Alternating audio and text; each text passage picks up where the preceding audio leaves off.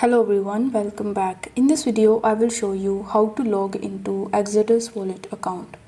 So in order to log in into your account, you first need to launch your Exodus wallet application. Now once you are on the home page, you will be able to see the I have a wallet option. So this is basically your login option. So you need to tap on it, and here you will be able to see three different options that would help you to log in into your account. You can either scan the QR code which is synced with your Exodus on another wallet.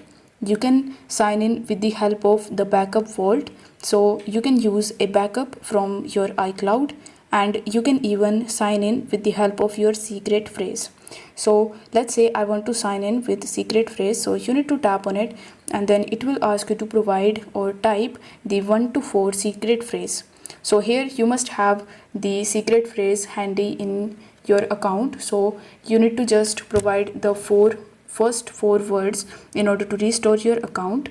So after providing them, you need to press the next button in the bottom, and this way you will be able to easily log in into your Exodus wallet account.